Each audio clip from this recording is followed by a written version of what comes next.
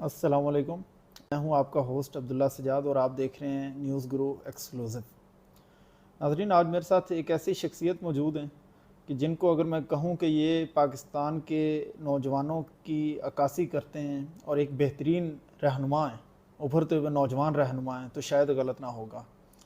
मैं बात कर रहा हूँ PNP के चेयरमैन शहीर हैदर सियालवी साहब की। तो आइए इनसे पहले सवाल से इब्तदा करते हैं।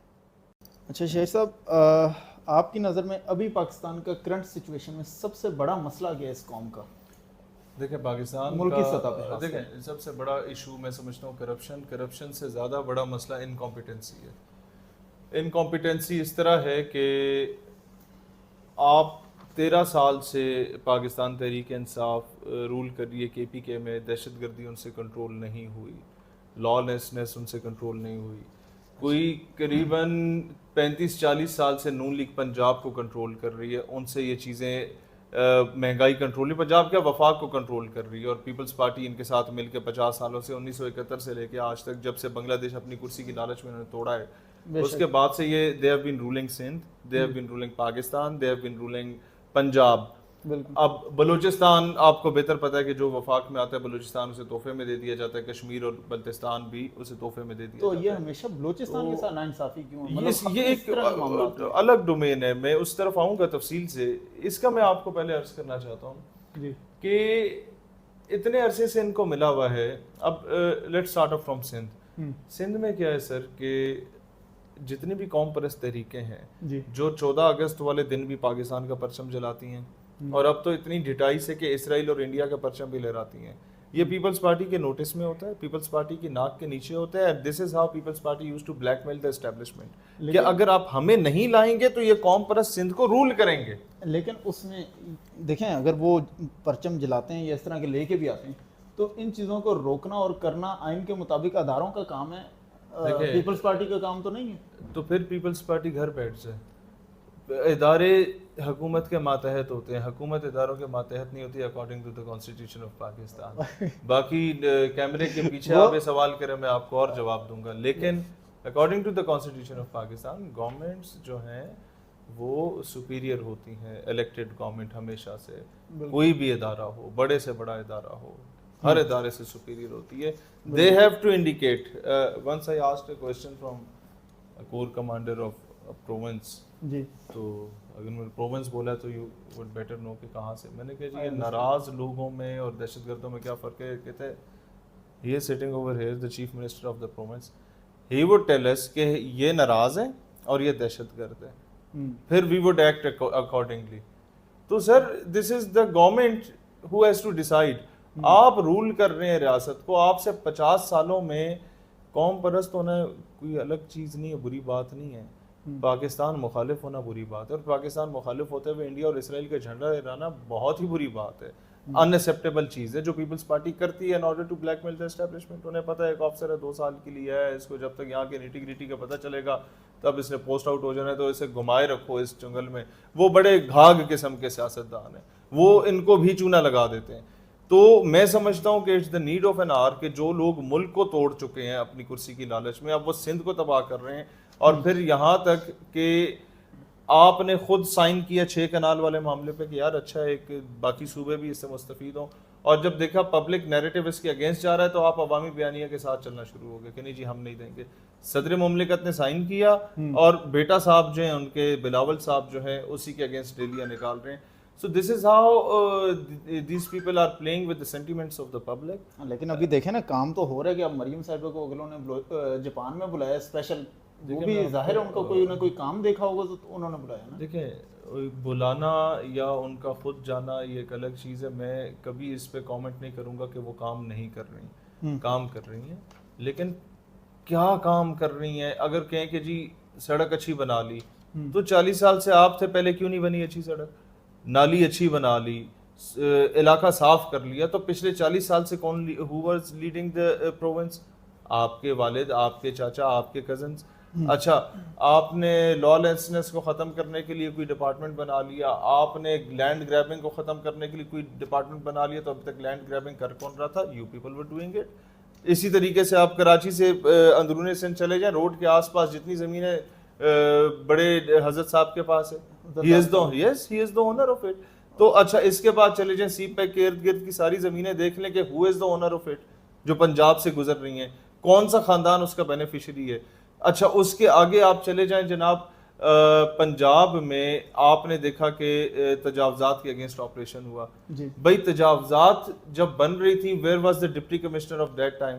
मैं अभी इसी Who पे was आगे the आऊंगा। Deputy commissioner? अच्छा, who was the ruling party of that time? आपने परमिट क्यों किया? एक बंदा करोड़ों की इमारत खड़ा कर रहा होता है, तब आप सिर्फ उसके पास जाते हैं नीली बत्ती वाली गाड़ी के में, और 4 इदारों के और बंदे भी साथ ले जाते हैं, ये फलाना टैक्स, ये ढिमकाना टैक्स, ये करके और अपना हिस्सा लेके आप आ जाते हैं। फिर 10 साल बाद उसका आप बेचारे का कारोबार जब एस्टेब्लिश होता है, आप गिरा देते हैं। तो मैं कहता हूं कि तजावजात करने वालों के खिलाफ ऑपरेशन नहीं होना चाहिए, जिस दौर में तजावजात हो रही थी उनके अगेंस्ट ऑपरेशन होना चाहिए। मैं अभी उसी क्वेश्चन पे मैंने आना भी है। दूसरा ये कि अभी हमारे यहाँ एक निज़ाम तालीम है जिसके बारे में आपको याद हो, हमने पहले भी 1-2 दफ़ा कई मौक़ों में बात भी की है। निज़ाम तालीम में बहुत सारी कमी है। इन कमियों को पाकिस्तान नज़रियाती पार्टी कैसे समझती है कि हम बेहतर कर सकते हैं? देखिए, इसका जवाब थोड़ा सा लंबा होगा। 2 किस्म के निज़ाम तालीम में, एक वो जो आप मदारिस में पढ़ते हैं जी। एक वो जो आप तालीमी इदारों में पढ़ते हैं, स्कूल, कॉलेज, यूनिवर्सिटीज़ में। वो भी अच्छा हो तो होना किस बात का है? दोनों पे बारी बारी आता हूँ। नंबर 1, मदारिस के निज़ाम तालीम में हम लोग काउंटर एथिज़म का टॉपिक इंक्लूड करेंगे।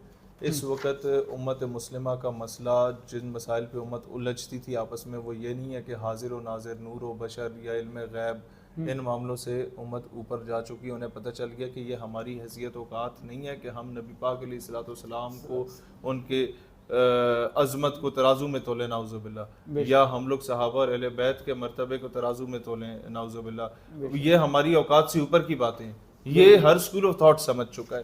अब मसला क्या है कि लोग दीन को ही नहीं मानते, अल्लाह के वजूद पे सवाल उठा रहे हैं। तो काउंटर एथिज्म का टॉपिक हम इंक्लूड करेंगे दर्स निज़ामी में। नंबर 2, हम लोग लैंग्वेज कोर्सेज कंपलसरी करेंगे। एक, अब मुझे 2-3 मिनट चाहिए होंगे। एक आलिम दीन है सर, वो आलिम दीन जो है वो बड़ी अच्छा खिताब करता है। पाकिस्तान का जो मौलवी साहब मुफक्किर होता है या कोई मौलाना होता है, जी। उसका जोश खिताबत ऐसा होता है कि वो 5 मिनट में 2 जानी दुश्मनों को दोस्त भी बना लेता है, और 5 मिनट में आपको मोटिवेट करके खुद कुछ जैकेट भी बना देता है। तो अगर वही मौलवी साहब अपना जोश खिताबत for the well being of Islam, comparative religions उसने पढ़ा हुआ हो, वही जोश खिताबत आप अंग्रेजी में इस्तेमाल करें, फ्रेंच लैंग्वेज में करें, जर्मन लैंग्वेज में करें, रशियन में करें, तो आप आधी दुनिया को मुसलमान कर देंगे। दुनिया मुसलमानों की जगह ज्यादा हिंदूज और क्रिश्चियंस जो हैं सबसे ज्यादा एथिस्ट हो रहे हैं, और through YouTube you can convert them. अच्छा, आप हर मौलवी को जाकिर नाइक बनाने के काबिल हो जाएंगे। जाकिर नाइक के कई चीजों से आपको इख्तिलाफ हो सकता है, लेकिन कंपैरेटिव रिलीजन्स की जो डोमेन है उस फील्ड में ही इज नंबर 1। मतलब आप किसी को कंपेयर नहीं कर सकते उसके साथ, किसी रिलीजन के बड़े मुफक्किर को नहीं कर सकते। अच्छा, जब एक बंदा अंग्रेजी लैंग्वेज जानता होगा, वो आलिम भी होगा, वो हाफिज भी होगा, वो ऑनलाइन 3-4 बच्चों को पढ़ाएगा, $100 पे भी पढ़ा ले तो 1.25 लाख उसका महीने का बच जाता है। 1.25 लाख में उसके जो गाड़ी होगी जाती होगी, उसकी दस्तार पे जो तुर्रा लगा होगा, उस पे जो कल्फ होगी वो उसकी जेब से लगी होगी। फिर वो मेंबर पे बैठ के थानेदार की या किसी बाबे की तारीफ नहीं कर रहा होगा, वो फिर कह रहा होगा थानेदार साहब आपने रिश्वत ली, आइंदा नहीं लेनी। वो कह रहा होगा चौधरी साहब ਅੱਜ ਦੇ ਬਾਅਦ मैं ਤੁਹਾਡੇ ਚੰਦੇ ਤੇ ਨਹੀਂ ਪਲਾਂਗਾ, अपनी जेब तो कमा रहे हैं, ਅੱਜ ਦੇ ਬਾਅਦ पंचायत ਤੇ फैसला ਜਿਹੜਾ ਹੋਵੇਗਾ और इंसाफ ਤੇ ਮਬਨੀ ਹੋਵੇਗਾ। ਪਹਿਲੇ ਤੁਸੀਂ ਲੋਕਾਂ ਦੀ ਧੀ ਬਹਿਣਾ ਤੇ ਗਲਤ ਫੈਸਲੇ ਕਰਦੇ ਸੋ, ਅੱਜ ਤਾਂ ਵੀ ਕਹਿੰਦੇ ਸਨ ਚੌਧਰੀ ਸਾਹਿਬ जिंदाबाद, मेंबर पे बैठ के कहते सन। लेकिन खुद का फील करें। अब आए सर आपके दूसरे, अभी असल में सवाल था लंबा, उसका जवाब लंबा था। इस निज़ाम तालीम की तरफ आए सर। आपका निज़ाम तालीम, मेरे वालिद साहब जब बीएससी कर रहे थे तो मिस्टर चिप्स पढ़ा था उन्होंने, हम जब एफएससी कर रहे थे हमने मिस्टर चिप्स पढ़ा था, और अभी हमारी एफएससी को गुजरे भी मेरा ख्याल है 10 साल हो गए, तो अब भी मिस्टर चिप्स पढ़ाया जा रहा है, सिंड्रेला पढ़ाई जा रही है, ओलिवर ट्विस्ट पढ़ाया जा रहा है, शेक्सपियर अलाइव पढ़ाया जा रहा है स्कूल्स में, कॉलेजेस में। इट्स गुड, लेकिन मतलब आप बाहर से सिर्फ किताबों के कवर ही चेंज हो रहे हैं, अंदर नसाब वही है। सर आप उसी अंग्रेजी पढ़ाएं, मुझे एतराज़ नहीं। अंग्रेजी में आप टीपू सुल्तान, महमूद गजनवी, सलाहुद्दीन अयूबी, नूरुद्दीन जंगी को पढ़ाएं, so that the today's generation should be proud of their ancestors। कि यार हम कौन हैं, हम गए गुजरे कमी कमीन नहीं है जिनको मतलब है कि कौवा चला हंस की चाल तो अपनी भी भूल गया। And every time we use to please the West. हम लोगों ने आज भी 77 साल अगर पाकिस्तान को बने हुए हैं और हमारे दरवाजे पे जो दरबान खड़ा होता है दरवाजा खोलने के लिए, उसने शेरवानी पहनी होती है 5 स्टार होटल्स में और मेसों में, और सर पे दस्तार पहनी होती है और मूंछों को ताव दिया होता है। सिर्फ उस दौर में टीपू सुल्तान की मूंछों की तौहीन करने के लिए अंग्रेजों ने ये किया। जो ट्राइबल एल्डर्स थे जो अंग्रेजों के खिलाफ जिहाद करते थे, उनकी तौहीन के लिए ये काम किया गया। 77 सालों के बाद भी सरकारी मेस में चले जाएं, आप किसी 5 स्टार होटल में चले जाएं, यही कुछ हो रहा है। तो हम आजाद क्यों नहीं हुए? बिकॉज ऑफ दिस ब्लडी तालीमी निसाब, जिसमें से सब कुछ निकाल दिया गया जो मेरे नजरियात की अक्कासी करता था। कुछ नहीं निकाला तो ये गंद नहीं निकाला कि मिस्टर चिप्स को कैथरीन पसंद आ गई, कैथरीन मर गई, मिस्टर चिप्स उसके इश्क में मर गया, अल्लाह खैर सला। And this is the turning point of someone's life, the FSC, जिसमें यू हैव टू डिसाइड कि either I should become an army officer, I should become an engineer और अ डॉक्टर और अ वकील या जज। तो सर आपने क्या बनना है? आप तो कैथरीन ढूंढ रहे होंगे FSC के बाद कि मिस्टर चिप्स को मिल गई थी, मुझे अभी तक क्यों नहीं मिली? तो हम लोगों ने तो अपनी जिंदगी तबाह कर दी है इस मामले में। मैंने अब FA में मैं एक दिन यकीन मैंने कॉलेज नहीं गया, लेकिन मैंने बगैर पढ़े, even not going a single day to college, लेकिन मेरे उसके बावजूद जिसे कहते हैं मैं जाके फर्स्ट अटेम्प्ट में अल्हम्दुलिल्लाह सारे पेपर्स पास किए। आप कह रहे थे फर्स्ट अटेम्प्ट में कैथरीन ले आया था। अच्छा। तो ये यानी हालात हैं। और ये लेकिन इसमें एक सवाल ये भी है ना, देखें अगर आप नवाज शरीफ जरदारी साहब को उठाते हैं, इन लोगों की ये हुकूमतें पिछले 40 साल से, ठीक है, चाहे बारी बारी लगा लें, ऊपर नीचे लगा लें, जिस भी तरीके से, ये निसाब तालीम इससे बहुत पहले का डिज़ाइन हुआ है। So who is responsible for that? Or the is it Nawaz Sharif? अगर तारीख के औराक को खंगालेंगे तो ये बहुत दूर तक बात जाएगी। कायद आज़म रहमतुल्लाह अलैह ने मोहम्मद असद खान को कहा था कि आप इस्लामिक निज़ाम तालीम जो हमारे बच्चों की सही तरबियत करे उसको इनिशिएट करें। वो एक यहूदी थे जो मुसलमान कन्वर्ट हुए थे बाद में, और कायद आज़म ने कहा कि तुम बाकी मुसलमानों से अच्छे मुसलमान हो क्योंकि तुम इस्लाम को देख के मुसलमान हो, या बाकी पैदाइशी मुसलमान हैं, तो तुम बेहतर जानते हो दीन के बारे में। तो Chaudhry Zafarullah, the first foreign minister of Pakistan who was actually belonging to a school of thought, उसने उठा के लियाकत अली खान को कायद आज़म की फौतगी के बाद कहा कि यार ये जो असद खान है ये तो बड़ा अच्छा अरबी जानता है, इसको किसी गल्फ कंट्री का एम्बेसडर लगा दो। और वो रोता रहा कि मुझे ना लगाओ, मिस्टर जिन्ना ने बहुत बड़ी जिम्मेदारी दी, आने वाली नस्लें तबाह हो जाएंगी। उसे उठा के फेंका किसी गल्फ कंट्री में, वो उसका जहाज वहाँ लैंड नहीं किया कि पीछे लाइब्रेरी को आग लगा दी। वो दिन है, आज का दिन है। निसाब तालीम हमारा चेंज नहीं हो सका। और बीच में एक बार डॉक्टर आफिया सिद्दीकी ने कोशिश की थी टू रिलेट इस्लामिक, वो क्या कहते हैं, relate physics chemistry maths bio with Islamic studies, ये जो साइंस है ये सारी इस्लाम ने हमें दी है। तो उसके साथ क्या हुआ एवरीवन नोस। 24 साल से वो आके इधर उसामा को भी मार के चले गए, वो इधर आके मुल्ला अब्दुल गनी ब्रदर को भी उठा के चले गए, लेकिन हमारी कौम की बेटी को मारा नहीं, निशान ने इबरत बनाने के लिए उधर रखा हुआ है। और तो वो ये इस टाइम पे दुनिया की सबसे वर्स्ट तरीन जेल है। सर अब आप ये देखें मैसेज क्या डिलीवर किया वेस्ट ने हमें, कि आप नमाज रोजा करो, आप हाजी नमाजी बनो, आप दाढ़ी रखो, हमें एतराज नहीं है, और वो बकायदा निजाम के साथ ना छेड़ो। वॉशिंगटन में बकायदा अफ्तारियां कराते हैं रोजों में। तो सर वो इनका हिपोक्रेसी क्या है? शाम को ओबामा कहेगा मैं बराक हुसैन ओबामा हूँ, मेरा माँ ने मेरा ये नाम रखा था, वो आपको अफ्तारियां कराएगा, सुबह वो शाम में और इराक में धमाके करेगा। This is how they are doing. आप ये लिख लें मेरे अल्फाज, गजा को तबाह कर दिया, पीछे जो 1000-2000 बेचारे फलस्तीनी बच जाएंगे उनको फिर कैंप भी अमेरिका लगा के देगा, फिर कहेगा वाह वाह डोनाल्ड ट्रंप अमन का पैगंबर है, और फिर वो फलस्तीन के किसी टेंटेड बंदे को उठा देंगे कि ट्रंप को नोबेल प्राइज दे दो। बेशक इस घुघू को नोबेल प्राइज चाहिए जिसके पीछे दुनिया में 6 जंगें करा चुका है एक साल में। What is the reason near you जो अभी करंट सिनेरियो पॉलिटिकल इंस्टेबिलिटी का, स्पेशली लाइक 2013 से अभी तक, या चलें अगर 1947 ले लें, अब तक सबसे बड़ी ऐसी क्या रीज़न है कि अब तक हमारा कोई भी वज़ीर आज़म 5 साल की मुद्दत नहीं आज तक पूरी कर सका? देखिए वज़ीर आज़म मेरे ख्याल है पिछली गवर्नमेंट कौन थी, नहीं मेरे ख्याल है वज़ीर आज़म कोई भी नहीं कर सका, सदर मुमलिकत से आज तक नहीं कर सके। देखिए रीज़न सर मैं तैयारी के साथ बैठा हूँ, कोई भी आपका जो वज़ीर आज़म आता है वो एक 2/3 मैंडेट के साथ नहीं आता। आपकी जितनी गवर्नमेंट्स भी बनती हैं वो ले दे के बनती हैं। आप एक न्यूक्लियर स्टेट हैं और यहाँ पर स्टेट की भी मजबूरी होती है, गवर्नमेंट्स की भी मजबूरी होती है। किसी एक को सारा इख्तियार दिया नहीं जाता। Once Benazir wanted to intervene in the internal matters of the state, तो state refuse to do so, even she was prime minister. लेकिन state does not believes in her कि भाई यहाँ तक आप नहीं जा सकते। ये मैंने आपको इनडायरेक्टली एक बात बताई। I understand. तो गवर्नमेंट्स नहीं बनी पूरी 5 साल नहीं रही। इट इज़ वेरी अनफॉर्चुनेट, क्योंकि हम बना लेते हैं एक बंदे को कुछ, और उसके बाद वो बंदा हमें पसंद नहीं आता तो हम फिर बादशाह सलामत फैसला करते हैं कि किसी और को बना लिया जाए। तो ऐसा नहीं होना चाहिए, पॉलिटिकल इंटरफेरेंस नहीं होनी चाहिए। क्योंकि देखें हर बंदा तो अब इस हद तक गलत नहीं हो सकता कि हर दूसरे दिन ही अगर हम हर दूसरे साल ही वज़ीर आज़म बदलते रहें, तो अगर जब तक हम एक एडमिनिस्ट्रेशन को वो पूरा वक्त ही नहीं देंगे, पूरी मुद्दत नहीं देंगे, तो डोंट यू थिंक कि ये मतलब पाकिस्तान के लिए भी एक नुकसानदेह चीज़ है? सर मैं समझता हूँ कि जो इलेक्टेड गवर्नमेंट है उसको अपने 5 साल गुजारने चाहिए। अपोजिशन को एहतजाज ज़रूर करना चाहिए कि आप ये काम करें, ये काम ना करें, लेकिन अपोजिशन को ये कभी नहीं कहना चाहिए कि हम ये हुकूमत गिरा रहे हैं। उसे अगर आवाम ने वोट दिया, आवाम ने मैंडेट दिया, तो that government has all rights reserved कि वो 5 साल पूरे करे। 2 साल में तो आप सिस्टम को समझते हैं, फिर आप डिलीवर करना शुरू होते हैं। आप 2 साल में हुकूमत को गिरा देते हैं, वो डिलीवर कैसे खाक करेगा? जो नया सेटअप आप 2-3 साल के लिए लाएंगे, उसने तो खाओ पियो प्रोग्राम करना है कि हमारे पास टाइम ही इतना है। बिल्कुल।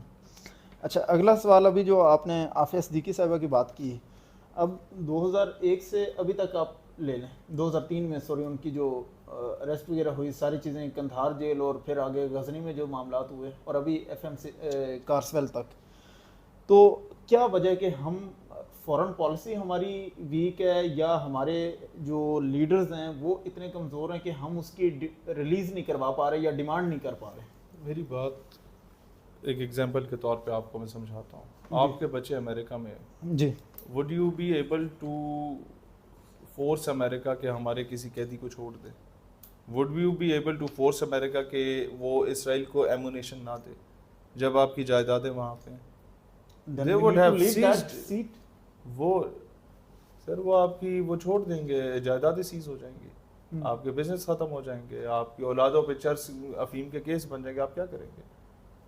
तो सबसे पहले तो आपको ये तय करना है कि if you are in the government, देखें फौज में भी ना जब आपने किसी को ब्रिगेडियर प्रमोट करना होता है या उससे अबव प्रमोट करना होता है, तो सबसे पहले he has to surrender his wife's and children's dual nationality. पता है आपको?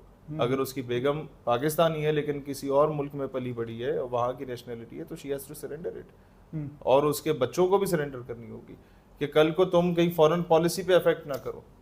तो भाई जब एक 18 ग्रेड से 19 ग्रेड पे किसी को प्रमोट करना है या 19 से 20 पे करना है तो आप कर लेते। किसी को वजीर आजम बनाना है तो उसके बच्चे 2 जो गोंगलू बैठे हुए हैं वो एवन फील्ड में बैठे हुए हैं, सदर मुमलिकत जो है उसके सारे असासे जो हैं वो दुबई में हैं, नायब वजीर आजम के 4 प्लाजे जुमेरा लेक टावर दुबई में हैं, फिर आपके खान साहब के दोनों बच्चे उस मुल्क में हैं जो इंडिया से ज़्यादा हमारे लिए नुकसानदेह था किसी दौर में। हमने उससे आज़ादी ली थी, इंडिया से तो नहीं ली थी, हमने तो ब्रिटिशर से आज़ादी ली थी। बच्चे आपने उधर रखे हुए, तो क्या दुनिया की डीप स्टेट और न्यू वर्ल्ड ऑर्डर लॉन्च करने वालों में कौन लोग थे? सल्तनत उस्मानिया को तोड़ने वाले कौन लोग थे? वो ब्रिटिशर्स थे।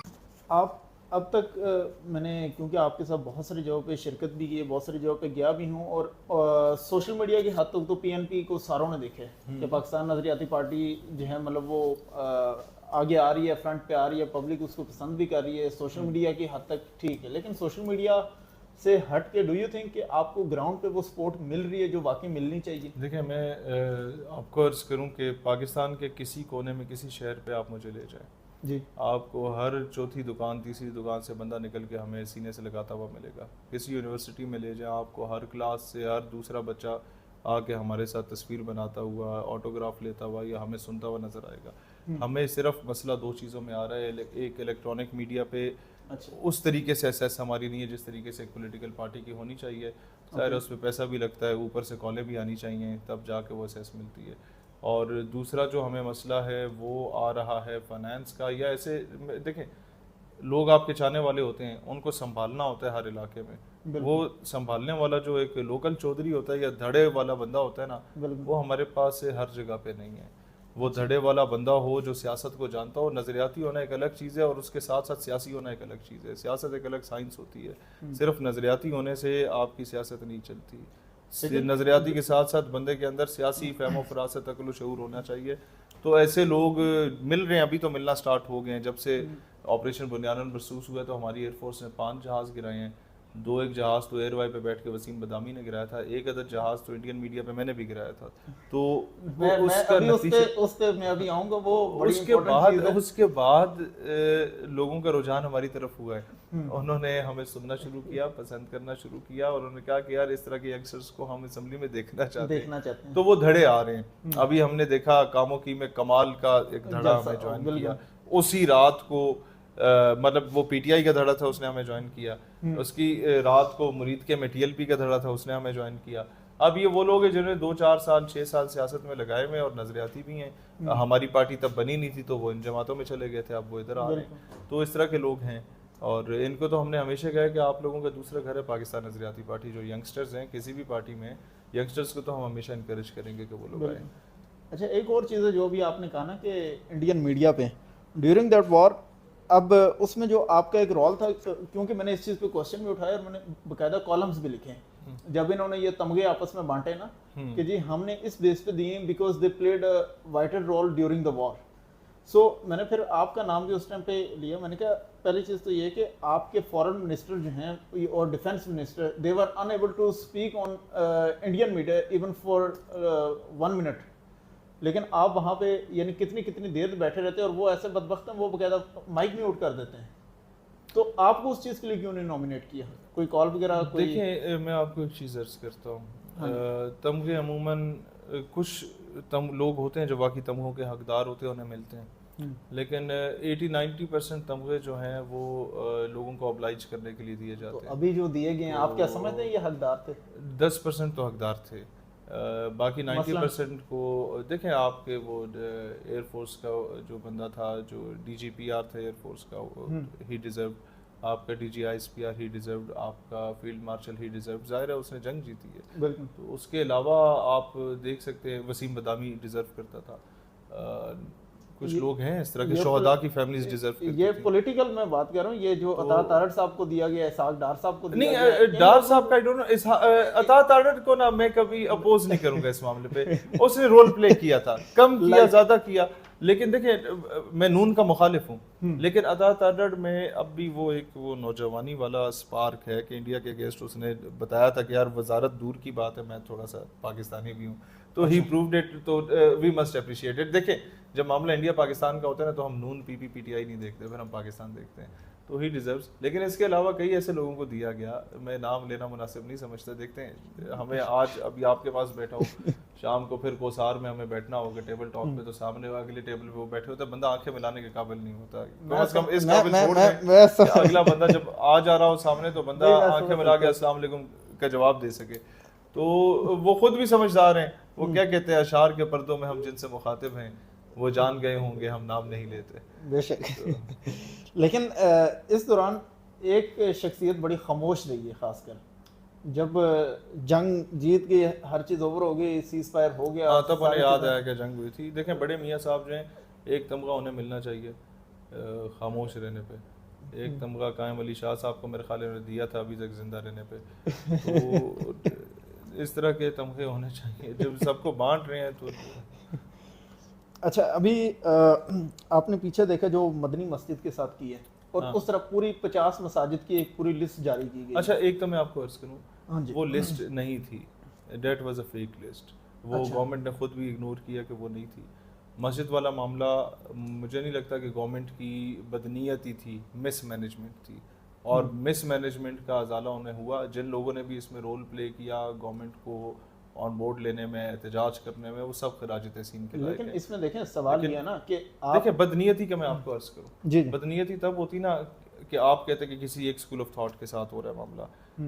सब स्कूल ऑफ थॉट्स इस वक्त मैं नहीं समझता कि गवर्नमेंट किसी एक स्कूल ऑफ थॉट के अगेंस्ट है। ये मस्जिद जो थी देवबंद स्कूल ऑफ थॉट के पास थी। अगर उसे शहीद किया गया तो पाकिस्तान से लाख के करीब लोग या उससे ज़्यादा लोग, शायद उन्होंने अरबईन पे जाना था, अरबों रुपए की इन्वेस्टमेंट हो चुकी थी, होटल बुक हो गए थे, उन्हें भी नहीं जाने दिया। तो इसी तरीके से आप बरेलवी स्कूल ऑफ थॉट को देखें कि उनके एहतजाज होते हैं, उन पर भी लाठी चार्ज होता है। अहले हदीस स्कूल ऑफ थॉट के हाफिज सईद की 8000 शहादतें इस मुल्क के लिए, स्टिल उन्हें हाउस अरेस्ट रखा हुआ है। तो गवर्नमेंट ने कभी, मुझे नहीं लगता कि गवर्नमेंट नाअहल ज़रूर है, लेकिन किसी एक स्कूल ऑफ थॉट को लेके वो बदनीयत तो नहीं है। मैं देखें, मैं जब भी इस सियासत करूंगा, तनकीद करूंगा, असूलों की बुनियाद पे करूंगा, लॉजिकल ग्राउंड्स पे करूंगा। मैं जानबूझ के किसी की ज़ातियात पे इसलिए अटैक नहीं करूंगा कि मैं बोलूँ क्योंकि वो मेरी पार्टी का नहीं है तो वो काफिर है। नहीं, इस तरह काम PNP में और बाकी मौलवियों की सियासत में यही तो फ़र्क है कि हम हकाइक पे बात करेंगे। क्योंकि मैं इस वजह से ये क्योंकि अगर ये पॉपुलर बयानियां नहीं है, मैं जवाब में कहता कि हुकूमत ने गलत किया, उसके फैसले को जूते की नोक पे रखते हैं, देखते हैं वो कैसे कुछ कर सकती है, ये चीज़ ज़्यादा वायरल होती, इस चीज़ को ज़्यादा पजीराई मिलती। लेकिन आज से 10 साल के बाद जब आवाम के आंखें खुलती, दिमाग खुलते, तो वो कहते यार ये तो हमने चूना लगा रहा था मजहब के नाम पे। तो मैं नहीं चाहता ऐसे कोई। अब तक कई दफ़ा लगता है, पिछले 75 सालों से लग रहा है, तो मैं नहीं चाहता कि हम उन्हीं की सफ में और उन्हीं की फहरिस्त में। लेकिन देखें, क्वेश्चन ये ना कि अब वो मस्जिद को बने हुए 25 साल हो गए, अब 1932 की बनी थी, वो दोबारा रिपेयर हो रही, दोबारा रिपेयर तो हुई है। लेकिन मैं ये कह रहा हूँ कि अगर वो इतनी ही गैर कानूनी जगह पे थी, जगह तो गैर कानूनी उसका था, एरिया का था, लेकिन तो वो उस देखिए, मैं तो कभी इसकी फेवर में नहीं हूँ कि मस्जिद शहीद हो, वो ग्रीन बेल्ट पे हो, वो तजावजात में हो, वो कहीं भी हो। जब बन रही थी तो उस वक्त आप आके बताते कि यार इस जगह पे होनी चाहिए, यहाँ नहीं होनी चाहिए। और जिस मस्जिद को शहीद करके आपने 5-7 दरख्त लगाए, उसके इर्द गिर्द आप 50 दरख्त लगा देते, मस्जिद से क्या एतराज होना चाहिए किसी को? तो ये बेवकूफ़ी थी और मिसमैनेजमेंट थी। लेकिन मैं ये कभी नहीं कहूँगा कि ये किसी की अंदर का खनास था या बदनीयती थी। उसमें इस पे मैं किसी पे फतवा नहीं इस इशू के रिजॉल्विंग में आपकी पार्टी के हमारे जॉइंट सेक्रेटरी ने बड़ा रोल प्ले किया है, उनका बड़ा एक रोल है, और वो he is pride of our party, he had always played a very vital role in all sort of एहतजाज एंड धरनाज which are specially held in Islamabad. बिल्कुल, तो इसमें भी उनका की रोल था। अच्छा, अभी ये जो हमारे यहाँ बहुत ज़्यादा फ्लडिंग वगैरह हो रही है, और इसका आप क्या समझते हैं कि क्या बेहतर हल है, सोल्यूशन क्या है? और अभी इन्हीं दिनों में आपके सामने जो अभी उन्होंने, इंडिया ने जो अभी पानी छोड़ा है, उसकी वजह से कितने कसूर के गाँव हैं, बाकी एरियाज में मुज़र आब आ गए हैं। कुछ चीज़ें आपको डंडे के जोर पे करनी पड़ती हैं। हम लोगों ने सबसे बड़ा ब्लंडर जो मारा था, कालाबाग डैम हमने नहीं बनाया था, और कहा जाता था जी नौशहरा डूब जाएगा, चारसदा डूब जाएगा, कालाबाग डैम बन गया, तो वो नहीं बना, फिर भी डूब गए। मैं चारसदा खुद जाके 2 साल पहले विटनेस किया, लोगों में राशन बांटा। देखें, अगर कोई कहता है कि जी हमारी लाशों से गुजर के डैम बनेगा, तो आप गुजर जाए उनकी लाशों से। स्टेट के इंटरेस्ट पे तो कोई भी सामने नहीं है ना। कोई कौम परस्त के बोलेगा जनाब दरिया से अगर आप बिजली निकाल देंगे तो दरिया का पानी किस काम का होगा, इस तरीके की स्टूपिड लॉजिक्स वो दे रहे होंगे। MNAs और सेनेटर्स और आपके मिनिस्टर्स इस तरह की लॉजिक्स दे रहे होंगे। वो जी हमारी लाशों से गुजरोगे तो पानी जाएगा, तो ये डैम बनेगा। तो बकवास है, ये वेस्टेड इंटरेस्ट के लिए कर रहे हैं। किसी को रूस से पैसा आ रहा है, किसी को अमेरिका से आ रहा है, किसी को हिंदुस्तान से आ रहा है, किसी को कहाँ से आ रहा है। They are playing in the hands of international powers, और our establishment is being blackmailed in their hands कि नहीं यार अगर इसको कुछ कह दिया तो इसके पीछे लाखों लोग खड़े हैं। और क्यों खड़े हैं? You had given them an opportunity. मुझे let me give you an example. Yes, BLA का चीफ कौन है जनाब? हरबयार मरी। उसी के छोटा भाई UOB, एक और फ्रीडम फाइटर्स की मूवमेंट नाम नेहाद बनी हुई, उसका चीफ है। दोनों अलग अलग खाते में इंडिया से पैसे ले रहे हैं। तीसरा भाई जो सबसे बड़ा है वो सीनियर सूबाई वजीर है, सका भाई। बलूचिस्तान रिपब्लिकन आर्मी का चीफ कौन है? बरामदाग बुक्टी। बाकी दोनों सके कजन जो इकट्ठे पले पड़े हैं, एक सूबाई वजीर है, एक वफाकी वजीर है। आप समझ रहे हैं? एक हथियार उठा के लोगों को शहीद कर रहा है, दूसरा उन हथियारों के खिलाफ स्टेट से पैसा ले रहा है। लश्कर बलूचिस्तान का चीफ कौन है? जावेद महंगर, जो लोगों को शहीद कर रहा है। उसका बच्चा कभी दुबई में होता है, कभी इंडिया में होता है, और उसका सका भाई हर हुकूमत में आपको मिलेगा अख्तर महंगल की सूरत में। बिल्कुल। मुझे ये बताएं कि फिर सिस्टम को पोल्यूट कौन कर रहा है? तो क्या ये इन लोगों की गलत पॉलिसीज हैं कि इसको ऑब्लाइज कर लेंगे तो स्टेट ठीक सिर्फ में चलेगी? और भाई जो लोग 40 सालों से, 20 सालों से हकीकतन स्टेट को सर्व कर रहे हैं, बगैर तनख्वाहों के कर रहे हैं, उम्मत में इत्तेहाद कर रहे हैं, तफरके को ख़त्म कर रहे हैं, लसानियत सुबाइयत को ख़त्म कर रहे हैं, उनको नज़रअंदाज किया जा रहा है। लेकिन तो क्या automatically इसका हल फिर ये निज़ाम- सिर्फ कालाबाग डैम ही है? अगर कालाबाग डैम नहीं बनता तो उसके अलावा भी तो कोई डैम्स बना के मैं ये आपको अर्ज प्रॉब्लम करूं, सॉल्व किया कालाबाग जा तो सकता बनना है। ही बनना चाहिए था ना। अभी तक आपके बिजली के मसाइल हल हो जाते, पानी के मसाइल हल हो जाते, बाकी भी लॉन्ग टर्म मेजर्स आपको लेने चाहिए, प्रोजेक्ट्स मजीद अनाउंस करने चाहिए। जो आपका दयामर भाषा डैम है उसको ज़रा मजीद आपको वो स्ट्रेंथन करना चाहिए, तब जाके आपका ये सिलसिला बेहतर होगा। अभी करंट सिनेरियो में पीएनपी के पास ऐसा क्या सोल्यूशन है कि अवाम आपको वोट दे या आपकी तरफ आए या आपकी बात माने या सुने? देखें, solution according to what? According to like कि हर तरफ आपके सामने महंगाई का आपके सामने हाल है, उसके बाद हस्पतालों के हालात आपके सामने हैं, फिर नौकरियों के हालात आपके सामने, बेरोजगारी आपके सामने। इधर स्टॉप कीजिएगा जी हस्पताल पे आ जाते हैं, हेल्थ, जी नौकरियों पे आ जाते हैं, रोजगार, हम्म, हेल्थ।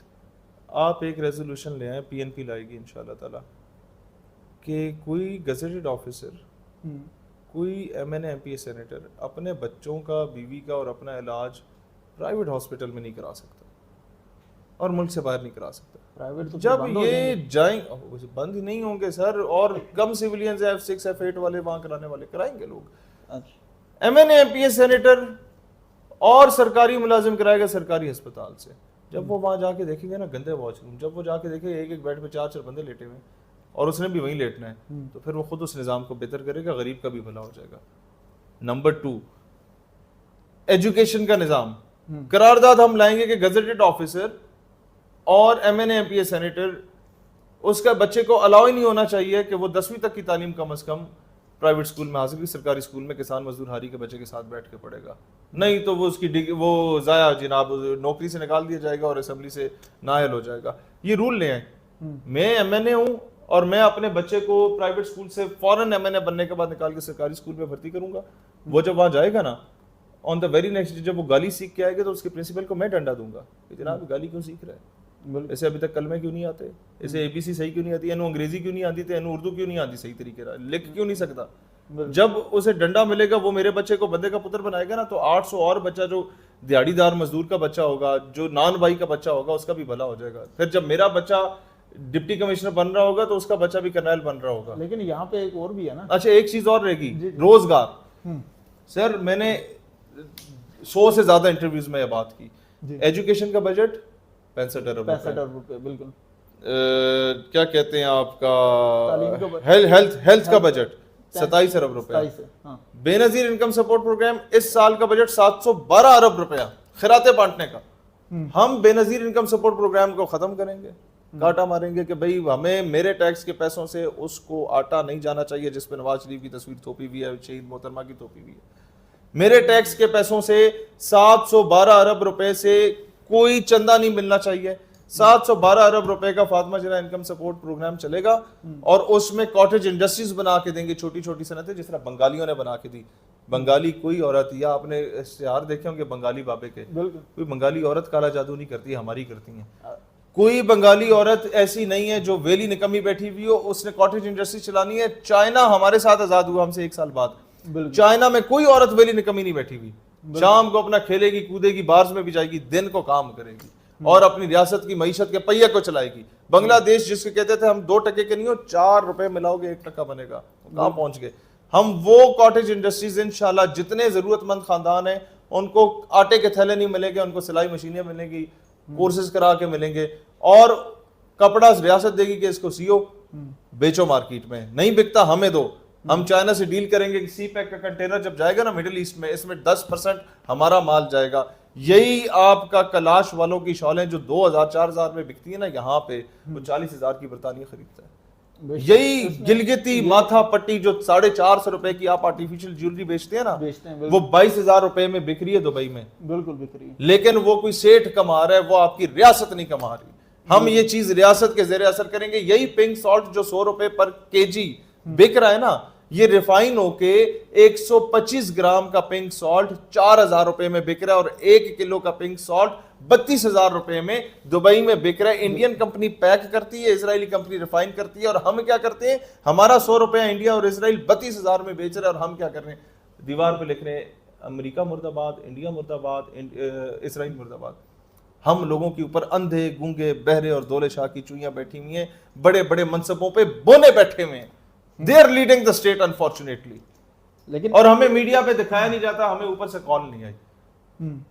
भाई वो ऊपर वाला जो कॉल करने वाला है वो हमें सुन ले, किसी को कॉल करे कि यार हमारा मैनिफेस्टो नहीं, इंशाल्लाह आपकी आवाज़ पहुंचाएंगे ऊपर वालों तक भी कि आपकी ज़रूर सुने। लेकिन इसमें यह भी है ना कि देखें, जो अभी आपने तालीम की बात की है, मैं उसी पे आ जाता हूँ। आपको शायद याद होगा जब मरियम साहिबा का दाखिला होना था मेडिकल उसमें कॉलेज में, उस वक्त की जो प्रिंसिपल थी, आई फॉरगॉट हर नेम, और ये इनके साथ थी अभी जो पीटीआई की उन्होंने पकड़ी हुई है, doctor Yasmeen Rashid. She was the teacher over there. उस टाइम पे मियाँ साहब ने पहले कहा कि जी आप इनको दाखिल करें। जब प्रिंसिपल ने कहा जी she is not coming on the merit, तो उन्होंने प्रिंसिपल को ही हटा दिया। देखें, आपने कहा कि आपको याद होगा, देखें उस वक्त मैं पैदा भी नहीं हुआ था। अच्छा, मुझसे कोई ऐसा सवाल करे जिसका मुझे याद हो। और दूसरी बात यह है कि मरियम बीबी के वे ऑफ कंडक्ट से मुझे इख्तलाफ हो सकता है, मैं उन पर कभी ज़ाती अटैक नहीं करूँगा, ना बुशरा बीबी पे, ना मरियम बीबी पे, ना शहीद मोहतरमा पे। नजरियाती इख्तलाफ हो सकता है, अब उस चीज़ का मेरे पास प्रूफ नहीं है, तो मैं क्यों बेचारी पे इस तरह की बात। लेकिन अगर इस तरह की रियलिटी है तो मैं इसकी मजम्मत करता हूँ। लेकिन क्योंकि ये देखें, अभी एक वो कॉलेज, दूसरा HSN कॉलेज लाहौर का।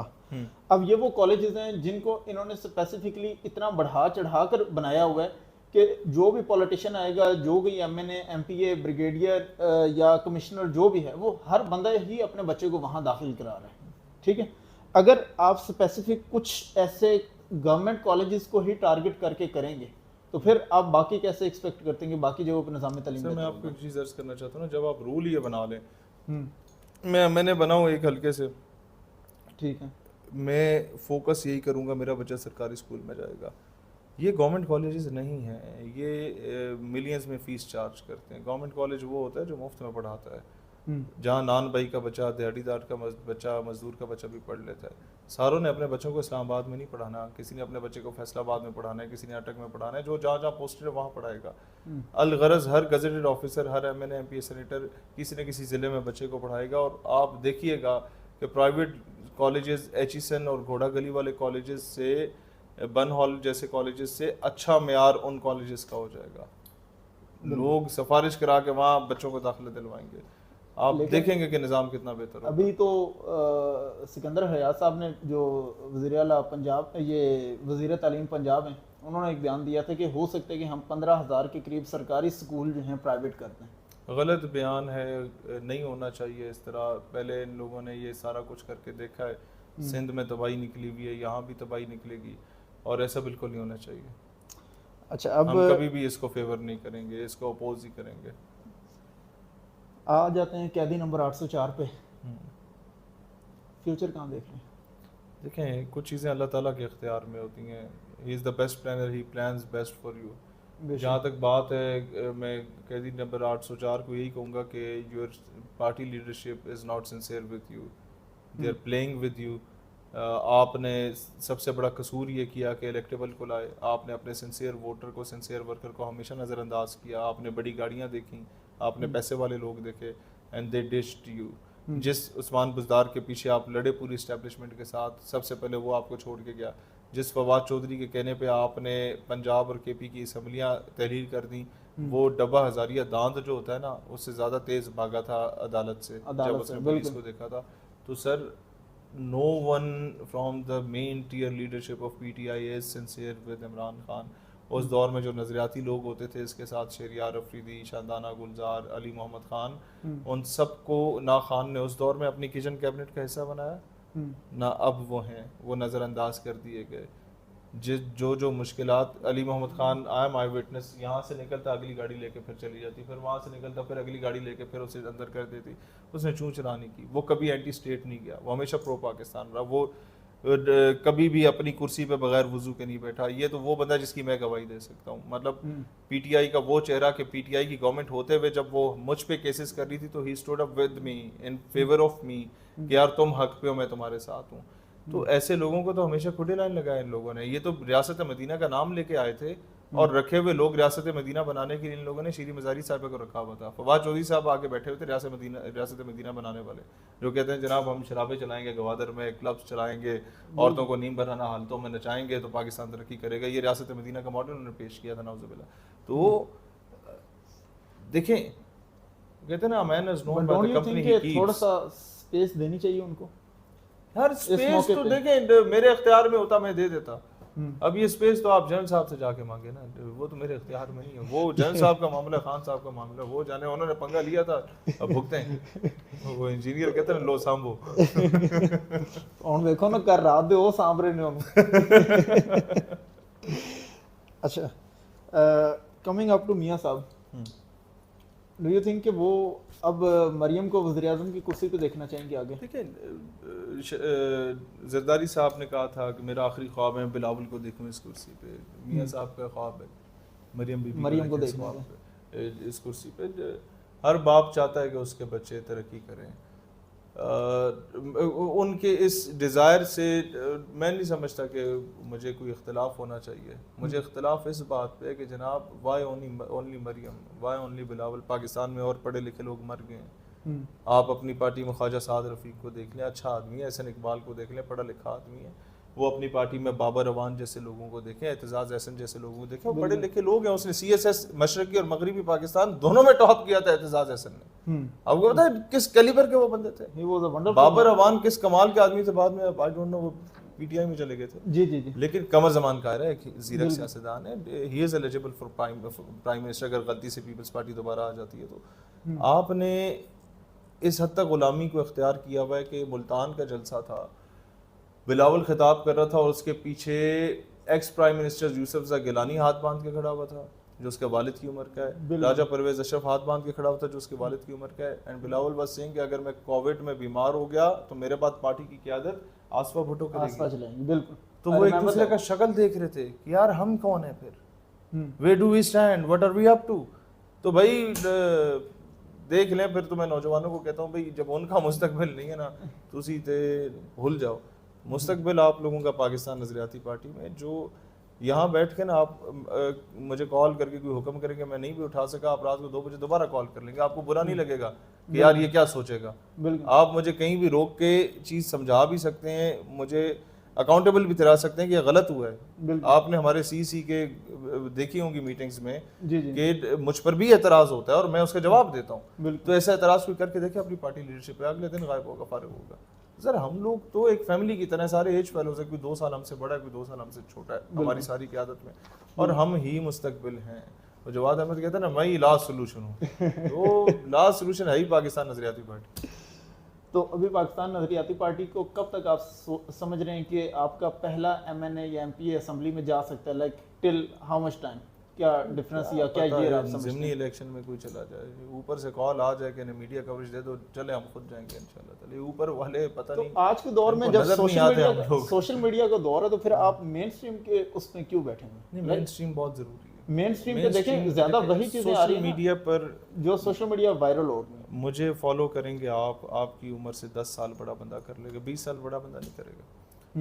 The person who matters that is your दादाजी, जो पिंड में चौधरी बन के, खड़पैंच बन के बैठे हुए हैं। आप बेशक उनको इज्जत देना थे, पिंड का 400 बंदा उन्हें इज्जत देता है, उनके पीछे वोट देता है। आपके पीछे आपके बीवी बच्चे, शायद बच्चे तो इस काबिल नहीं होंगे, बीवी वोट देगी, बच्चे तो अब छोटे होंगे, तो आपकी तो बीवी भी नहीं है। तो मुझे अल्लाह देगा। कहने का आप अंदाजा करें, नो डाउट आप ज़्यादा पढ़े लिखे हैं, आप कैपेबल हैं, आप नज़रियाती हैं, सारा कुछ है। लेकिन जो आपके दादा जो है ना, वो सोशल मीडिया यूज़ नहीं करते, वो एयर वायर जियो देखते हैं, PTV देखते हैं। उधर हम नहीं हैं। जिस दिन दादों तक हम पहुंच गए ना, आप देखना निज़ाम चेंज हो गया इंशाल्लाह ताला। वो दादों तक ही हमें पहुंचने नहीं देते। मसला सारा रात को 9 बजे की जो खबरें होती हैं उस पर हमारा बुलेटिन चल जाए तो फिर निज़ाम चलेगा। अच्छा, अभी रिसेंट कुछ खबरें आ रही थी कि अभी कुछ इख्तलाफात और कुछ इस्टेब्लिशमेंट के साथ जो है मामलात करंट गवर्नमेंट की कुछ ऊंच नीच हो रही थी, उसमें बिलावल को जितने फ़ौरन दौरे करवाए जा रहे हैं, डू यू थिंक कि अगले साल 1.5 साल तक Bilawal would be the prime minister? और देखिए, मैं आपकी बात चल रही थी बीच में जी जी, लेकिन एज पर माई इंफॉर्मेशन के अब ये मामले ठप हो चुके हैं। पीपी ने एक बार आंखें दिखाने की कोशिश की थी, जिसके बाद सिंध के सारे डिप्टी कमिश्नर्स और डीपीओस की पोस्टिंग तबादले इधर उधर हो गए थे। And that was a clear message to peoples party कि भाई बी इन योर लिमिट्स। और बिलावल एक बहुत बड़ा मुतालबा लेके आया था बाहर से कि पाकिस्तान के कर्जे हम उतार देते हैं, आपको एक मुल्क को तस्लीम करना चाहिए। कहीं से मैंने सुना है, I don't know it's true और not, to accept Israel, I don't know, लेकिन जिसको इग्नोर किया गया कि नो। तो ये चीज़ें हैं बीच में जो पक ये रही चीज थी। ये बड़ों की तरफ से इग्नोरेंस आई। मैं जितना बता सकता हूँ उतना मैंने आपको बता दिया है। तो कहने का मकसद ये है कि अब मुझे नहीं लगता कि पीपल्स पार्टी इतना जल्दी शायद जगह बना ले। बाकी बुश भी दोनों के पास है, फॉरेस्ट भी दोनों के पास है, जो अच्छी कर ले। क्योंकि वो खान साहब ने वैसे भी इनको चेरी ब्लॉसम का खिताब तो दिया हुआ है ना पहले से। वो खान साहब भी इसी तरह हैं अनफॉर्चुनेटली। वो कौन सा मतलब है कि रिहाई कब तक मुमकिन है? I don't no. कोई अभी पीछे केसेस में तो कुछ में बरी हुए हैं। देखिए, जब नून आंखें दिखा रही होती है तो दो चार केसेस में खान को बरी कर देते हैं, फिर नून वहीं आ जाती है, फिर कोई और मुकदमा हो जाता है। ये चीज़ें इट्स पार्ट ऑफ गेम। क्या आप समझते हैं कि असेंबली से बाहर रहकर भी कोई ऐसी चीज़ें हैं जो पब्लिकली आवाम के लिए की जा सकती हैं, या उसके लिए सिर्फ असेंबली में जाना है? देखिए, मैं आपको एक बात बताऊं, हम असेंबली में नहीं थे, हम लोगों ने इसराइली खैमा जला दिया था, जो कि किसी की जरूरत नहीं थी असेंबली में बैठ के भी जलाए। वो वाकया रिपीट करने की जरूरत नहीं, पूरी कौम ने देखा। हम असेंबली में नहीं थे, हम लोगों ने डुअल डिग्री का इशू कॉम सेट्स का रिजॉल्व कराने में रोल प्ले किया। I was in ATI। हम असेंबली में नहीं थे, हमने गवर्नमेंट मरे कॉलेज सियालकोट की प्राइवेटाइजेशन को रुकवाने में कुछ रोल प्ले किया था। हम असेंबली में नहीं थे जब हम लोगों ने फ्रांस और हॉलैंड के गुस्ताखाना खाकों के खिलाफ एहतजाज किया और UN और OIC तक हमारी आवाज़ पहुंची। हम असेंबली में नहीं थे जब LGBTQ की ऑर्गेनाइजेशंस का हमने पाकिस्तान में बैन करवाया था। हम असेंबली में नहीं थे जब औरत मार्च में लगने वाले फहश नारों पे हमने पाबंदी लगवाई थी। अब औरत मार्च जब निकलता है तो फ़लस्तीन के झंडे लेके निकलता है, इतना सॉफ्टवेयर हमने उनका अपडेट किया। हम असेंबली में नहीं थे जो हम लोगों ने कोविड के दौर में डुअल फीस ली जाती थी, ट्रांसपोर्टेशन की भी और क्या कहते हैं हॉस्टल की भी। हालांकि ना बच्चे ट्रांसपोर्टेशन यूज़ कर रहे थे, ना हॉस्टलाइट थे, घरों में थे, फिर भी फीसें चार्ज की जाती थी। हमने कराकोरम यूनिवर्सिटी गिलगित बल्तिस्तान से लेके गोमल यूनिवर्सिटी डेरा इस्माइल खान तक 40 शहरों में बैक वक्त एहतजाज करके वो इशू भी रिजॉल्व करवाया था। तो आप असेंबली में ना हो फिर भी आप शोर मचाएं, कुछ ना कुछ माना जाता है। लेकिन मुस्तकिल हल क्या है? हम कब तक एहतजाजी धरने देते रहे? मुस्तकिल हल ये है कि आप असेंबली में जाके कानून साजी ऐसी करें जिससे मुल्क तरक्की करे। उसके लिए you have to be the part of the system. तो we want to be into the system. हम जाना चाहते हैं जो चीज़ें, जो इस्लाहात और जो सॉल्यूशंस आप बता रहे हैं, ये तो डायरेक्टली फिर समझे कि एलीट क्लास को चैलेंज करने वाली नहीं है। नहीं, सारी एलीट क्लास इस तरह की नहीं होती। एलीट क्लास वाले कौन होते हैं? 99% एलीट क्लास वो होती है जो इसी सीढ़ी से ऊपर जाती है। मेरे वालिद ब्रिगेडियर बने हैं तो वो खेतों में हल चला के फौज में गए थे। मेरा दादा इलेक्ट्रिशियन के छोटे मोटे ठेके लेता था। मैं और वो भी तो अभी आप उस एलीट क्लास में गिरदानते हैं ना। इसी तरीके से आज जो बड़े वजीर हैं इनमें से आपको शेख रशीद 16 वजारतें हैं, कहाँ से उठा था? एक छप्पर से उठा था। जमशेद दस्ती वजीर रहा, कहाँ से उठा? छप्पर से उठा। तारुल कादरी पूरी दुनिया में सेटअप बना, कहाँ से उठा? एक छप्पर से उठा। काम आदमी थे, काम मदरसे का मतलब। सारी एलीट क्लास को आप कभी नहीं कहेंगे कि वो सारे इसमें होंगे। वो जितने आप रिटायर्ड जर्नलों से मिलें, रिटायर्ड जजों से मिले या ब्यूरोक्रेट से मिले, ड्राइंग रूम में जाके मिले, वो सारे यही चीजें कर रहे होते हैं, बातें कर रहे होते हैं जो हम चाहते हैं। लेकिन उस वक्त किसी की जरूरत नहीं होती, नहीं अकल का मसला नहीं, जरूरत नहीं होती थी कि यार हम अब सिस्टम में तो बात कर लें। बेचारों को होता था कि वो सीनियर नाराज ना हो जाए, कहीं से शिकायत ना आ जाए। अब सबका यही दिल है कि यार सिस्टम में ये चेंज आनी चाहिए। तो जो हमारी उम्र के अभी यंगस्टर्स है ना, मुख्तलिफ इदारों में, महकमों में, पॉलिटिक्स में, जुडिशरी में, हमसे जो 4-5 साल बड़े हैं या हमारी उम्र के हैं, उनकी वही सोच है जो हमारी सोच है। हमें पार्लियामान में आने दें, उनको अपने सिस्टम में ग्रो करने दें। आप देखेंगे कि पाकिस्तान से चोर बाजारी कैसे खात्मा होता है, पाकिस्तान की फॉरेन पॉलिसी कैसे बेहतर होती है, पाकिस्तान से दहशतगर्दी का कैसे खात्मा होता है, पाकिस्तान से स्मगलिंग के नाम पे जो ये आम बंदा खा रहा होता है। मैं कहता हूँ स्मगलिंग को हमें कोई एतराज़ नहीं है, लेकिन स्मगलिंग का पैसा रियासत के पास आए। ये चंद लोग हैं जो वो पैसा खा रहे हैं। तो हम लोग ये सारी चीज़ें बेहतर करेंगे इंशाल्लाह ताला, जिससे रियासत को फ़ायदा होगा, जिससे ग्रीन पासपोर्ट की इज़्ज़त होगी। मेरा शहरी मुल्क से बाहर जाएगा, उसे नंगा करके चेक नहीं किया जाएगा। हम तो इराक गए थे सरकारी दौरे पे गए थे, फिर भी 2 घंटे एयरपोर्ट पे जलील हुए हैं। इराक जैसे मुल्क में जिसके पासपोर्ट की स्टैंप आप पे लग जाए, आप कई मुल्कों में जा नहीं सकते, वहाँ भी उन्होंने पाकिस्तानी अच्छा ठीक है बैठ जाओ। सरकारी दौरे पे रोज़ा इमाम हुसैन अलैहिस्सलाम के जो क्या कहते हैं मुतवल्ली हैं, उनका डेलीगेशन आया था टू रिसीव अस, लेकिन फिर भी पासपोर्ट हमारे एयरपोर्ट पे जमा हुए थे। क्यों? आपकी गवर्नमेंट के ऑर्डर थे, आपकी गवर्नमेंट के, पाकिस्तानी गवर्नमेंट के ऑर्डर हैं, जलील करो पाकिस्तानी। लेकिन अभी तो वो कहते हैं ना कि जी ताकि भाग ना जाए। भाई मुझे बताएं, जिसने भागना होता है वो पासपोर्ट जमा ही क्यों कराएगा? उस जरूरत क्या है? वो पासपोर्ट पास रख के क्या करे? उसने आग लगानी, भाग जाना। ये चीज़ें वो है ना कि जो मैंने खुद थोड़े से एक्सपीरियंस भी किए। मैं पीछे अभी जब बहरीन भी था, उसके बाद उज़्बेकिस्तान भी गया, इवन बीच में दुबई के एयरपोर्ट्स पे भी कुछ टाइम का स्टे वगैरह था। तो बहुत सारी इस तरह की चीज़ें हैं वो जो वहाँ पे एक्सपीरियंस भी की भी। अब आपने नाम लिया अज़रबैजान की एग्जांपल ने, उसको किसने आज़ाद करवाया? हमने। रूस से तोड़ा था ना। यूएई को किसने बनाया था? हम लोगों ने। अब इस पे लोग मीम्स ना बना लें। शारजा, यूनाइटेड अरब एमिरेट्स जो वो इनकी एमिरेट्स एयरलाइन है, तो वो पीआईए अच्छा, की मैं आपको पहले ये बताऊं, इतनी बड़ी और ताज़ा Sharjah, Dubai, Al Ain, Abu Dhabi, Fujairah, Ras al Khaimah, इन 6 रियासतों को इकट्ठा करके यूएई का दर्जा देने का मशवरा जुल्फ़िकार अली भुट्टो ने दिया था कि यूएन में तुम्हें हम रिकग्नाइज कराएंगे। आज वो कहते हैं पाकिस्तानी मजदूर इधर ना आए, 28 जिलों पे पाबंदी लगा दी कि तुम लोग मांगते हो। किसी दौर में वो कजाक हुआ करते थे, डाके मारते थे, ये जो शिप्स गुजरती थी उसमें, उनको हमने रियासत बनाया, फिर उनके तेल निकल आया, अब वो आंखें दिखा रहे हैं। सऊदी अरब को खैरात कौन देता था? नवाब बहालपुर देता था। खाना काबा का गिलाफ कहाँ से छप के जाता था? रियासत बहालपुर से जाता था, उसकी शाही गाड़ी पे। आज वो कहते हैं कोलालमपुर समिट में जाओगे तो हम तुम्हारा 24 लाख मजदूर वापस भेज देंगे। हम ऐसे नहीं थे, हम जर्मनी को कर्जे देते थे। हमारी पीआईए, आपकी बात, दुनिया की नंबर 1 एयरलाइन होती थी। जिस तरह डाइवो अपनी थकी हुई बसें जो है ना ये फरहान एक्सप्रेस को देता है, इस तरह हम अपने थके हुए पीआईए के जहाज एमिरेट्स को देते थे ना। एमिरेट्स नंबर 1 एयरलाइन, और उनके पायलट्स इधर आते थे ट्रेनिंग लेने आते। तो हमारा तो great people to fly with हमारा लोगो होता था। हम नहीं थे great people to fly with. हम लोगों ने अफगानिस्तान की टीम को ट्रेन किया, क्रिकेट खेलना सिखाई, हम उनसे हार रहे हैं।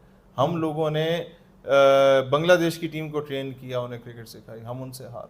हम लोग अमेरिका से हार रहे हैं जहाँ उबर चलाने वाले क्रिकेट पार्ट टाइम खेला करते हैं। लेकिन वो ट्रम्प साहब तो कहते हैं कि जी हमने सारे जो हम वो रोल्स प्ले की और पाकिस्तान को इतना स्टेबल किया और इतनी हेल्प की। यार वो सब बकवास है। पाकिस्तान को स्टेबल करने में ट्रम्प डिड नथिंग। ट्रम्प के पास जो पैसा है ना, वेस्ट के पास जो पैसा है, ये अफ्रीका का पैसा है। अफ्रीका में जहाँ इन्हें तेल नज़र आता है, ये वहाँ ग्रोहों में लड़ाइयाँ कराते हैं, उनके बच्चों को मारते हैं, फिर अमन के क़याम के लिए जाते हैं, यूएन पीस कीपिंग फोर्सेस लेके जाते हैं, वहाँ के तेल और gas, coal and gold reserves पे कब्जा करते हैं। मलका बरतानिया के सर पे जो ताज लगा हुआ है वो भी इसी खत्ते का है, जिस खत्ते के लोग आज उनका वो हाल है जो गजा के बच्चों का हाल है, जिनकी हड्डियां बाहर निकली हुई हैं। हमारे पूरा मिडल ईस्ट का तेल जो है वो वहाँ जा रहा है। हमारे हुक्मरान दुबई के, कतर के, सऊदीया के भत्ता देते हैं अमेरिका को अपनी हुक्मरानी को बहाल रखने के लिए। $3200 अरब 2.5 दिनों में डोनाल्ड ट्रंप इन 3 मुल्कों के दौरे में रिसीव करके वो गया। ये हम लोग बाइकआउट मुहिम चला रहे थे। कितना बाइकआउट किया हमने? $1 या $2 अरब का बाइकआउट किया सारी उम्मत मुस्लिमा ने। उसने $3200 अरब लिए, वो हो गया।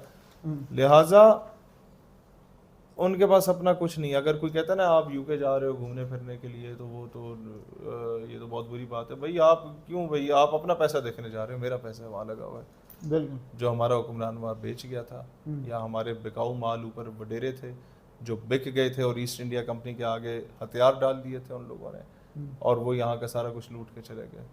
हमें यहाँ मसाले बेचने के लिए रखा हुआ था। सारी दौलत बरे सगीर की वहाँ पड़ी हुई है, सारी दौलत ऑटोमन एम्पायर की वहाँ पड़ी हुई है। फवाद चौधरी साहब ने तो कोहिनूर भी वापस मांगा था शायद। हाँ, उन्हें गैरत आ गई थी एक बार उन्हें गैरत आ गई थी, उन्होंने बिल्कुल मांगा था। बाद में पता नहीं बिलो द टेबल माफ़ी ना मांगी। अच्छा, अभी जो आपने की है बात गज़ा की, सेंटर मुश्ताक साहब निकले थे डॉक्टर हुमैरा तैयबा साहिबा के साथ, बाकी उनकी टीम के साथ। आपको भी 1-2 दफ़ा मैंने वहीं पे देखा, हमारी मुलाकात वगैरह भी हुई। तो यहाँ पे as a state level Pakistan क्यों नहीं फ़लस्तीन के लिए आवाज़ उठाता? हालांकि जो अरब इजराइल वॉर हुई थी 1967 की, उसमें तो बकायदा बड़ा कलीदी किरदार था उस वक्त। इसलिए कलीदी किरदार था क्योंकि जो पड़ोसी नेबरिंग कंट्रीज थी फ़लस्तीन के, या इसराइल के कब्जा करदा इलाके के, दे वर सपोर्टिंग पैलेस्टाइन कॉज। अब वो बिक चुके हैं, अब ईरानी मिसाइल भी वो रुकते हैं, हम तो ईरान से भी आगे करके हैं। लेकिन देखें वो न्यूक्लियर स्टेट तो नहीं है, वी आर न्यूक्लियर स्टेट। आप समझ नहीं रहे, आप यहाँ से मिसाइल मारेंगे सबसे पहले तो मुसलमान उन्हें गिराएंगे। मतलब जॉर्डन तक आपके वो बीच में लगे हुए हैं। यही मैं आपको अर्ज कर रहा हूँ, ये बंदे के पुत्र होते हैं, Pakistan would have done lot of things still, लेकिन मैं समझता हूँ पाकिस्तान को मजीद करना चाहिए। डिप्लोमेटिक चीज़ों से मामला हल नहीं हो रहे। अभी एक बंदा आपको थप्पड़ मार रहा है और आप बोलो मैं तुम्हारे पापड़ नहीं खाऊंगा, बाइकआउट कर रहा हूँ, तो ये तो हल नहीं है। आप उसे थप्पड़ मारोगे। सोल्यूशन क्या है, आप क्या समझते हैं? सोल्यूशन ये है कि OIC का इजलास जो बुलाया जाता है, ये अपनी आवाम को राज़ी करने के लिए वहाँ तकरीरें की जाती हैं कि हमने फ़लस्तीन के लिए आवाज़ बुलंद की। OIC का इजलास बुलाओ जिसमें वज़राए आज़म या वज़राए आला, वो क्या कहते हैं, वज़राए ख़ारजा ना जाएं, इसमें आर्मी चीफ जाएं। And they should make a decisive role, they should play a decisive role। हाँ जी, तुम जहाज़ दे सकते हो, तुम फ़ौज दे सकते हो, तुम टैंक दे सकते हो, ठीक है, गो फॉर इट। वो मारने हैं तो अभी ईंट का जवाब पत्थर से देना है। There is no other solution। अगर अमेरिका कहता है an attack on Israel will be considered as an attack on America, an attack on Palestine should be considered as an attack on Pakistan, it should be considered as an attack on Saudi Arabia and Turkey। Otherwise अगली बारी हमारी है, फिर we should wait for our time। Do you think international powers are change? Decision making powers हमेशा से ऐसी रही हैं, हमारी पैदाइश से पहले से, पिछले 100 साल से न्यू वर्ल्ड ऑर्डर। मैं अपना सवाल थोड़ा सा एलैबोरेट भी कर देता हूँ। पहले फैसले होते थे अमेरिका से, अब फैसले इजराइल से होते हैं, इम्प्लीमेंटेशन अमेरिका से होती है। 100% दुरुस्त, 100% दुरुस्त, इसमें कोई दो राय हुए चेंज? बिल्कुल इसी तरह, बिल्कुल इसी तरह। अमेरिका में रिपब्लिकन्स और डेमोक्रेट्स हैं, UK में कंजर्वेटिव्स और लेबर पार्टी है। इन चारों पॉलिटिकल पार्टीज, 2 पार्टियां वहाँ 2 यहाँ, इन दोनों में से ही किसी ने आना होता है, और दोनों के मेन फाइनेंसर्स ज़ायनिस्ट हैं। In order to please them, in order to get funds from them, election campaign में उनकी हमायत और सपोर्ट हासिल करने के लिए, they have to do what they say. लेकिन यहाँ से पाकिस्तान में एटलीस्ट प्राइम मिनिस्टर या प्रेसिडेंट की सतह पे तो आवाज़ उठनी चाहिए। आप लोगों ने भी बड़ी उठाई, बाहर निकले। देखिए, मैं कभी भी ये नहीं कहूँगा कि हमारी रियासत के लोग बदनीयत हैं, ये बुज़दिल ज़रूर हैं, बुज़दिल हैं। मैं इनके ईमान पे शक नहीं करूँगा, हमसे बड़े मुसलमान होंगे, नमाजी परहेज़गार होंगे, बुज़दिल हैं। फॉरेन पॉलिसी हमारी इफेक्ट होती है जब आपके कारोबार बच्चे बाहर होते हैं, जिस तरह मैंने आपको पहले कहा था। इन चीज़ों पे कंट्रोल करें और फॉरेन पॉलिसी खुद मुख्तार करें। अमेरिका से जात लेके ना तेल ख़रीदें, ना गैस पाइपलाइन का ईरान के साथ जो प्रोजेक्ट था उसे शुरू करने से पहले आप ये ना कहें कि अमेरिका नाराज़ हो जाएगा। नो, ईरान मेरा पड़ोसी ब्रदर मुल्क है, मैं उससे क्यों लड़ूँ just because America feels happy? मेरा अफगानिस्तान ब्रदर इस्लामी मुल्क है, मैं उससे क्यों लड़ूँ just because America feels happy? नहीं, क्यों, कब तक हम एक दूसरे गले काटेंगे यार? We should grow up, we should come out of the box कि नहीं, बस कर दो ना। वहाँ से TTP आएगी ना यहाँ से गोला जाएगा, ना वहां से BLA आएगी ना यहाँ से बोला जाएगा। हम भाई हैं, तुम्हारा जो भी मसलक हो, कलमा पढ़ते हो बस, that is it, that is enough for me. आज अगर फलस्तीन का बच्चा शहीद हो रहा है, कश्मीर का शहीद हो रहा है, मसलक नहीं पूछा जा रहा, नहीं पूछा जाता हाथ बांधते हो नहीं बांधते, रफ़ा-ए-दन करते हो क्या करते हो, नहीं पूछा जाता, कलमे की बुनियाद पे मारा जा रहा है। हम उल्लू के पट्टे हैं बहुत बड़े कि हम देखते हैं कि जी ईरान शिया, उस पर अटैक हो गया, बहुत अच्छा, ये अफगानिस्तान वाले वहाबी है, देवबंदी, इन पे अटैक हो गया, बहुत अच्छा, वो खुश हो जाते हैं, बरेलवी, इन पे अटैक हो गया। ये बकवास है सारी। हम सब मुसलमान हैं और हम पे हमला हो रहा है। जिस दिन हमने ये सोच लिया ना सर हम तरक्की कर जाएं। अभी अफगानिस्तान पे भी आते हैं। अफगानिस्तान में कहा जाता है कि जिस तरह अभी निज़ाम खिलाफत टाइप कुछ ना कुछ बेस हो गई है, कि मतलब सेट हो गई है वहाँ पे, इस तरह के एक इस्लामी निज़ाम लाया गया है और उसके ज़रिए जो है सारा इनकलाब है और ये और वो है। Do you think is it like that?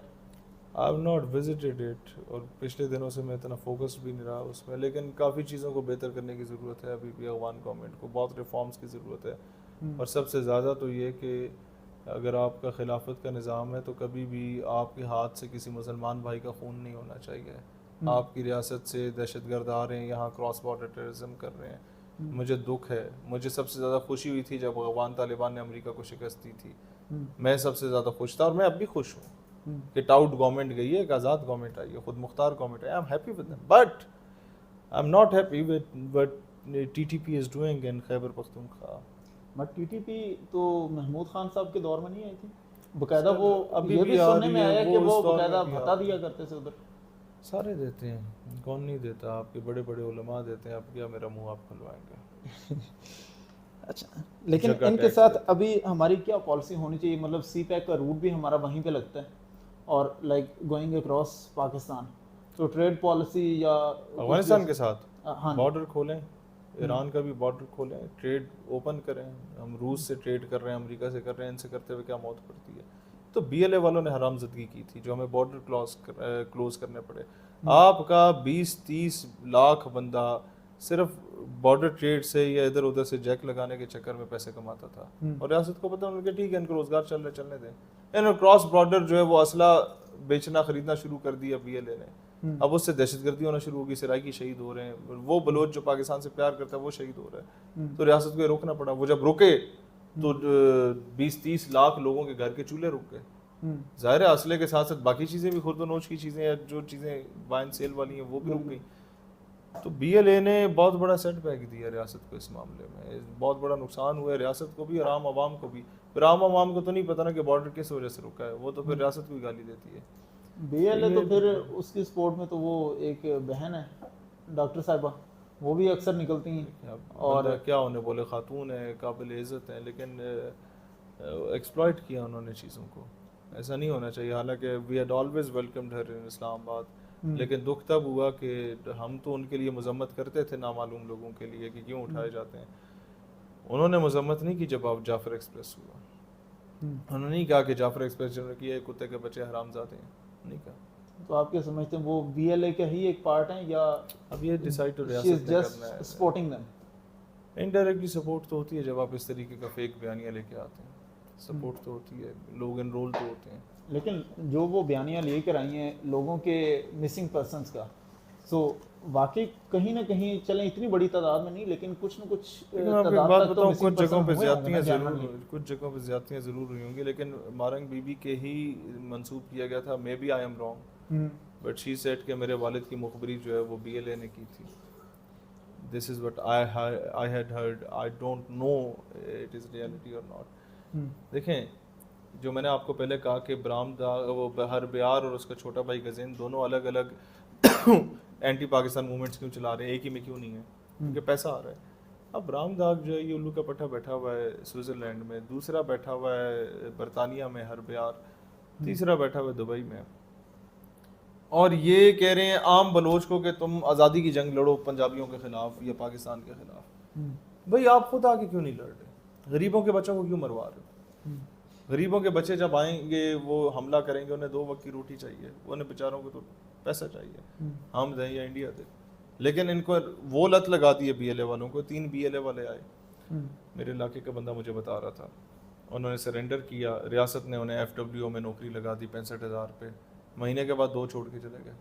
उन्होंने कहा वहाँ तो महीने में जनाब 2.5 लाख कमाते थे, इंडिया देता था, और एक बार काम करना होता था, एक आईडी लगानी होती थी, ब्लास्ट हो गया 2.5 लाख आ गया, तो हम तो पूरा महीना काम कराते और 65,000 देते।